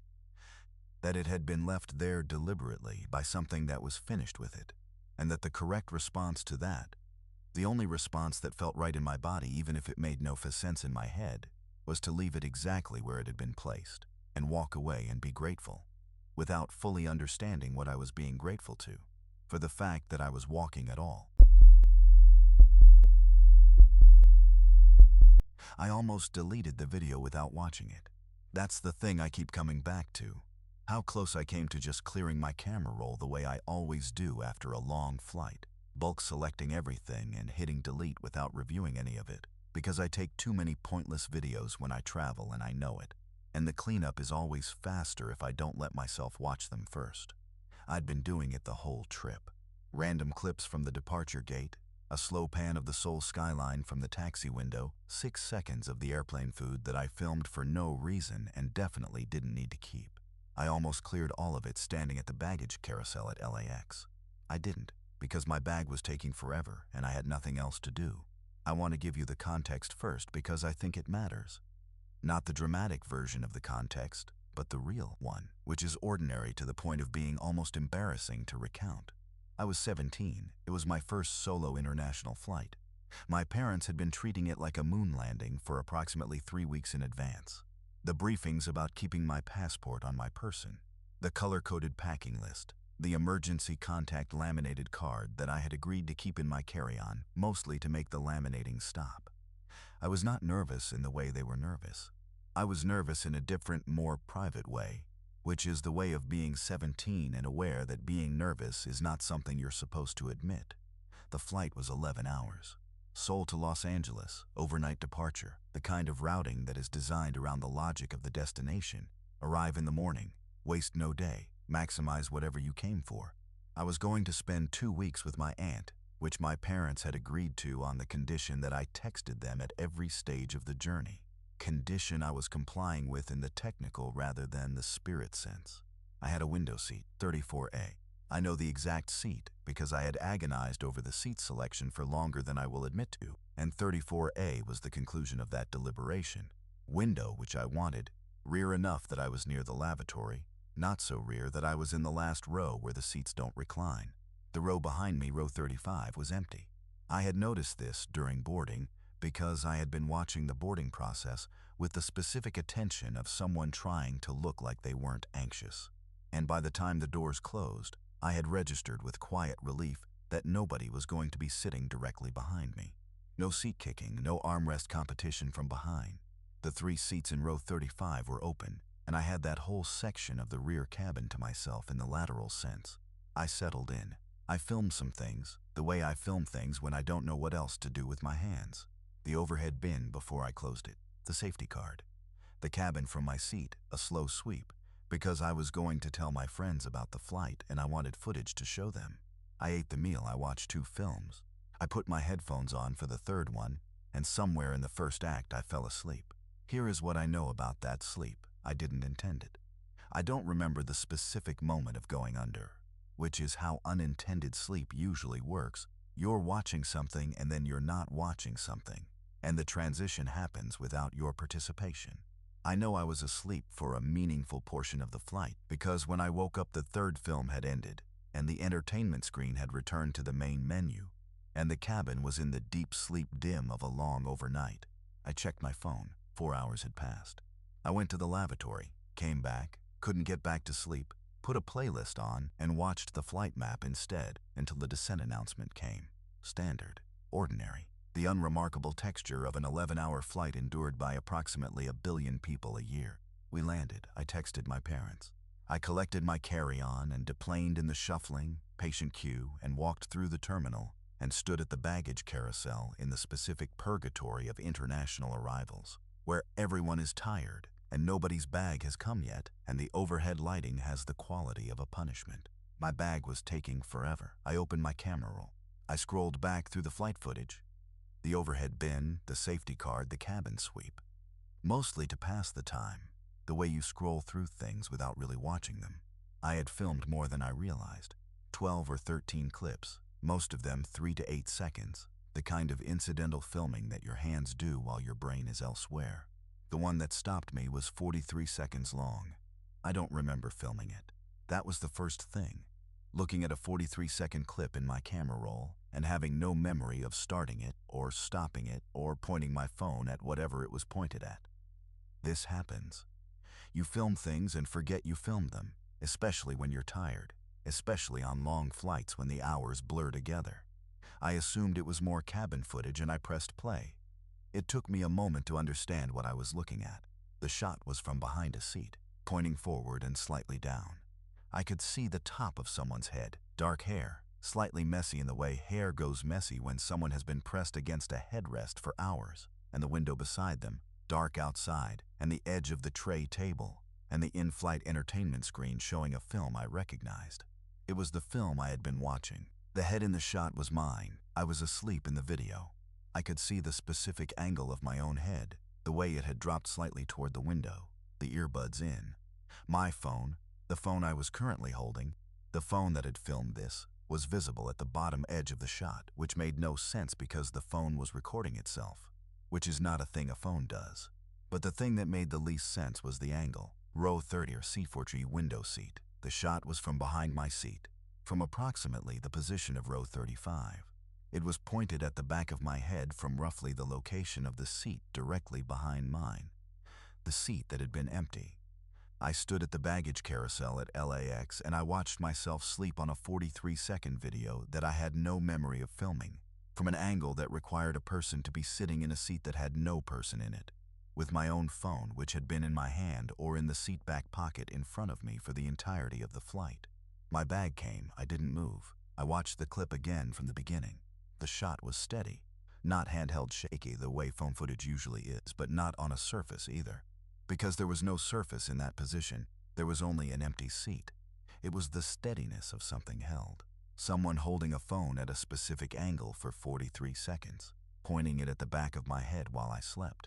At the 31-second mark I saw it, the window. My window, 34A, was to the left of the shot, dark outside, the scratched perspex of an aircraft window with the reading light off and the Pacific darkness beyond it. And in the window, caught by the angle of whatever interior light was present, there was a reflection. Reflections in aircraft windows at night show you the inside of the cabin. The geometry of it means you see what's behind you and to the side, the seats, the aisle, the dim shapes of passengers. I have looked at my own reflection in aircraft windows hundreds of times. There was a reflection of my seat in the window. There was the reflection of me, asleep, head against the headrest. And there was a face behind me, not my face, not a second angle of my own face. A face at approximately the position a person's face would be at if that person was sitting in 35A, leaning very slightly forward, looking at the back of my head. I cannot describe this face to you in detail, and I want to be honest about why. Because the resolution of a phone camera in a dark aircraft cabin is not good, and because the reflection is a reflection and not a direct image, and because I have watched this clip enough times that I am no longer certain which details I am seeing and which I am constructing from the memory of seeing them. I will tell you what I am certain of. There was a shape in the position where a face would be. It was lighter than the background. It was oriented toward me. I zoomed in the first time I noticed it. The resolution collapsed into pixels. I zoomed back out. I stood at that carousel for a long time. My aunt was waiting outside arrivals. She texted me twice asking where I was, and I responded both times that I was waiting for my bag, which was technically accurate in the sense that I was in the baggage hall, and my bag had arrived and I had not yet picked it up. I was trying to think through the ordinary explanations with the seriousness they deserved, because I am the kind of person who has been told all her life that she is too imaginative, and I have internalized that enough to make myself work through the logic before I allow myself the reaction. The phone had fallen from the seat back pocket and propped itself at an angle that produced this shot. Possible, but the steadiness of the footage argued against it. A phone falling and propping would show movement, would show the process of coming to rest. This clip started already steady. Someone had borrowed my phone without waking me. Who? The row behind me was empty. The passengers in the nearest occupied seats were not close enough to reach over and take my phone without waking me from anything shallower than a coma. I had filmed it myself in a state of sleepwalking so complete that I had repositioned myself, climbed over the seat, filmed for 43 seconds, and returned without any physical memory of it. I was 17 years old in a window seat. I don't sleepwalk. The aisle seat and middle seat of my row were both occupied by strangers. None of the explanations close. I have shown the clip to 4 people. 2 of them saw the face immediately. One of them said they could see something, but couldn't confirm what. One of them watched it 3 times and said there was nothing there, and I was scaring myself.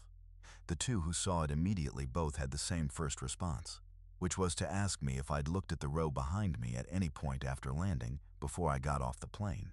I hadn't. I'd been one of the first up, joining the deplaning queue without looking back. I wish I'd looked back. No, actually, I go back and forth on that. Some days I wish I'd looked back. Some days I'm grateful I didn't. The not knowing has a quality of its own. It sits in a particular place in my chest that is uncomfortable but bearable. The way certain things are bearable as long as they stay questions. The clip is still on my phone. I have not deleted it. I've moved it to a folder I don't open casually. Not hidden, not locked, just not in the main camera roll where I'd encounter it while looking for something else. I haven't watched it since the first week. I know what's in it. I don't need to watch it to know.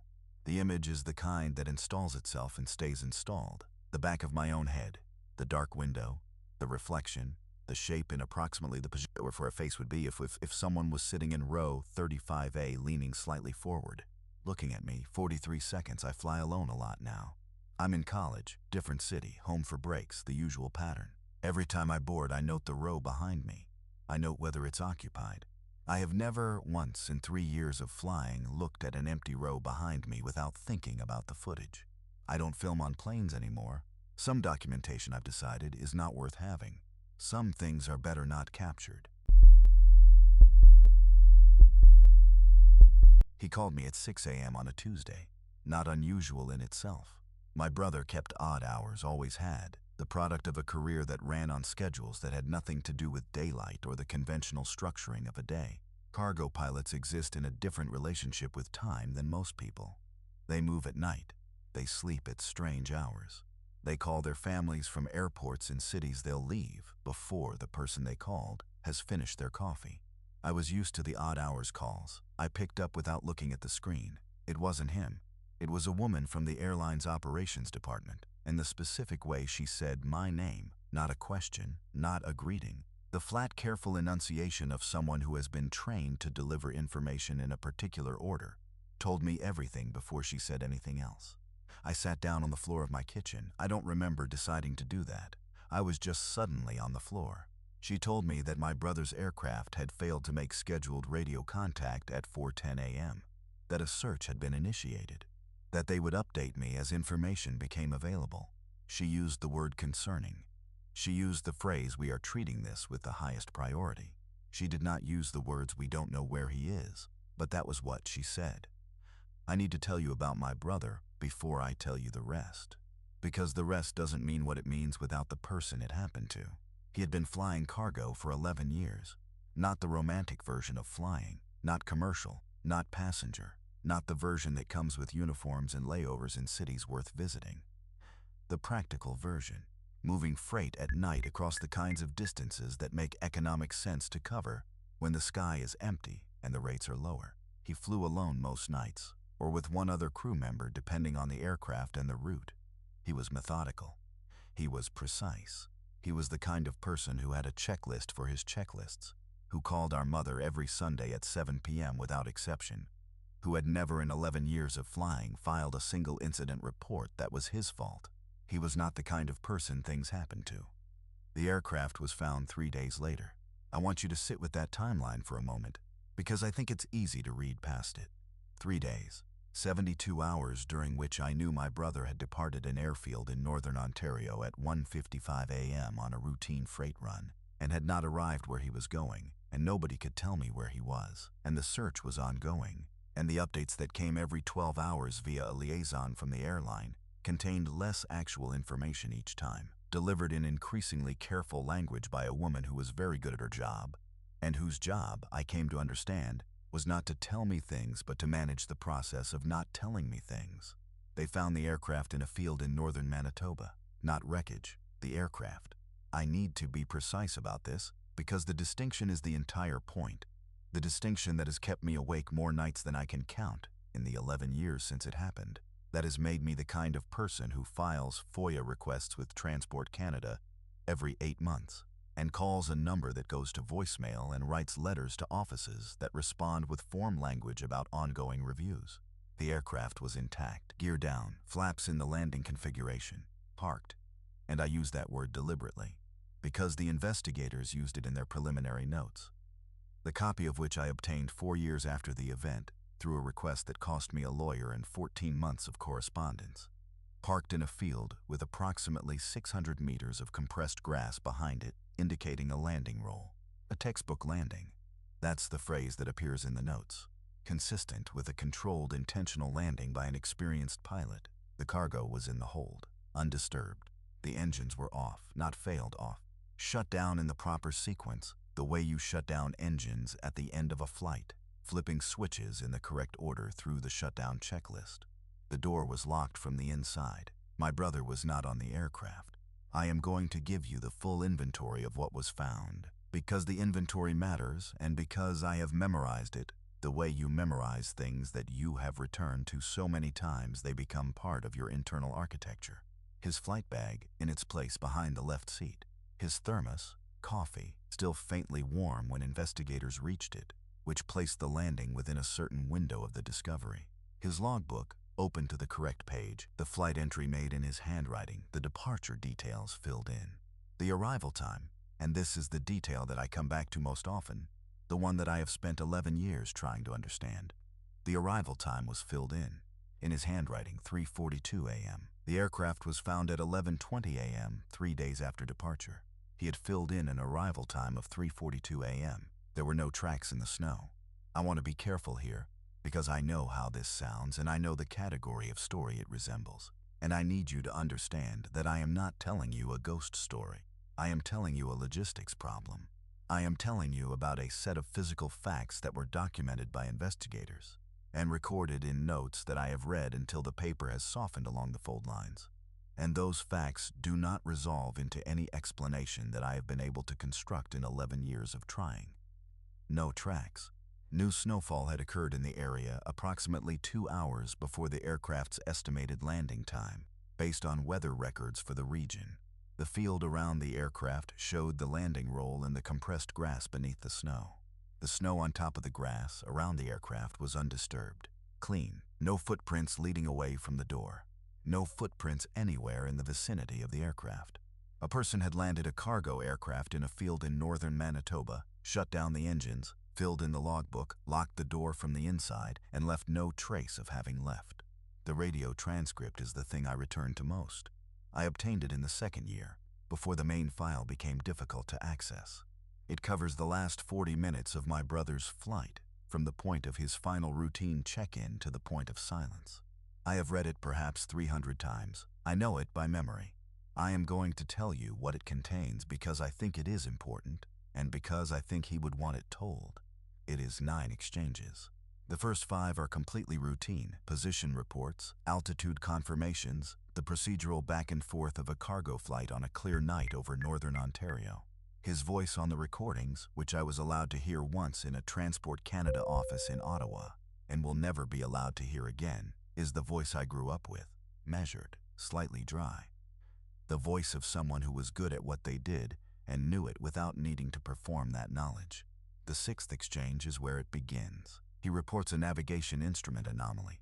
Not alarming. His tone is the tone of someone noting an item for the maintenance log, informational rather than urgent.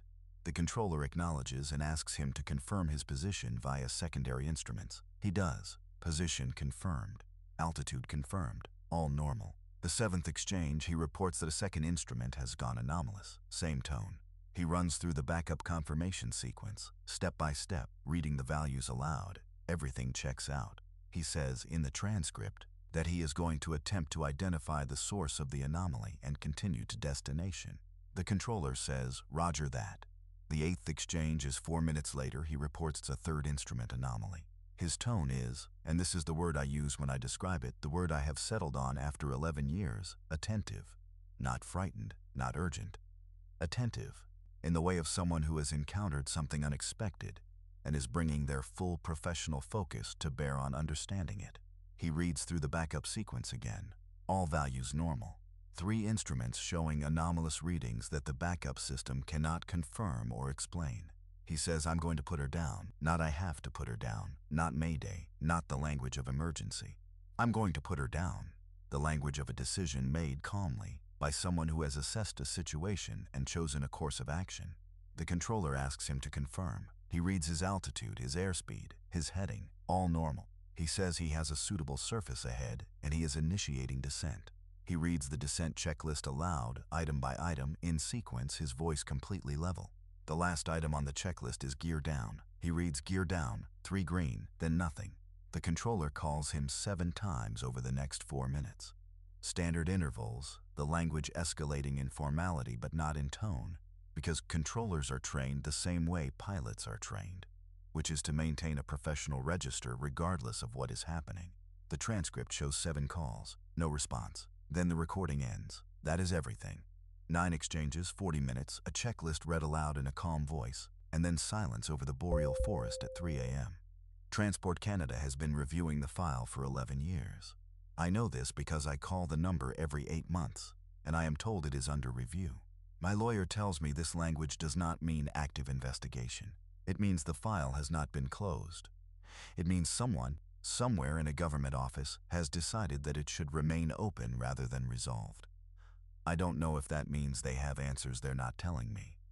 I don't know if it means they have the same questions I have and no more answers than I do. What I know is that my brother landed a plane in a field in Manitoba in the middle of the night in fresh snow, and the snow was undisturbed, and the logbook entry said 342, and the door was locked from the inside, and he has been gone for 11 years, and the last sound anyone ever recorded of him was his voice, calm and precise, reading a checklist. Gear down, 3 green. I listen to those 4 words in my head a lot. On the good days I hear them as what they technically are, a pilot completing a checklist item. The professional confirmation of a mechanical state. The voice of someone who was well trained doing exactly what he was trained to do. On the other days, I hear them differently. On the other days, they sound like the last line of something. Like a period at the end of a sentence. Like a man who knew he was saying his last words into a radio and chose, because of who he was, to make those words as clean and as useful and as exactly correct as any words he had ever spoken. Gear down, 3 green. I would give a great deal to know what came after that. I would give rather more to know what he saw. That's all 10 stories. If any of these kept you up tonight, if you found yourself holding your breath somewhere in the middle of one of them, then you already know why this channel exists. Mr. Darkveil is built for exactly this. The true stories that the official reports don't fully explain, that the investigations leave open, that the people who live them can't stop returning to. Every story on this channel is real. Every detail is documented. Every silence is the kind that means something. If that's the kind of darkness you want to sit with, subscribe to Mr. Darkveil. The next one is already waiting.